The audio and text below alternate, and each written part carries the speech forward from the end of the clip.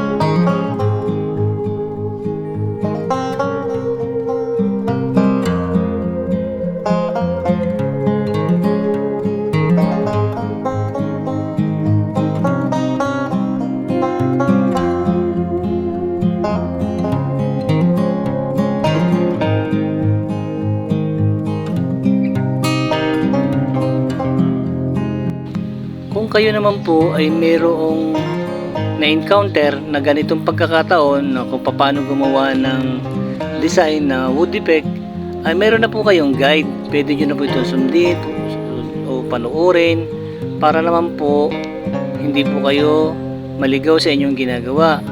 Madali lang naman po ito, kaya panoorin nyo po ito hanggang dulo para po makuha nyo o paano gawin ito. Kaya makikita nyo po dito, nagdi-design po ako ng pinakang haspi niya. Nilalagyan po muna natin ito ng buko. Ganon din po pagka kayo gagawa ng ganitong pagkakataon. Makukuha nyo po ito agad kasi madali lang po, at makikita nyo rin po kung paano po gumawa o magline ng mga stain para makuha natin yung pinakang hugis ng kahoy.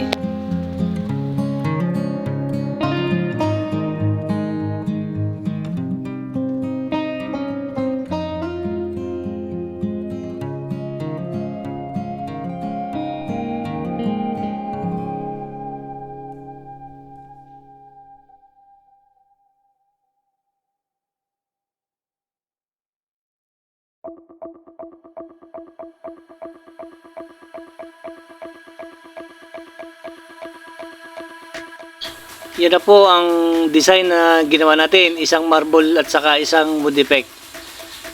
Sana ho ay itong ating ginawang content nito ay may nakuha kayo kahit konting idea para po kung sakali may ma-encounter kayo, madali nyo na pong gawin. At sana wag ho kayong magsawang sumubaybay at mag-subscribe sa akin po YouTube channel. Sige po, maraming salamat po at God bless.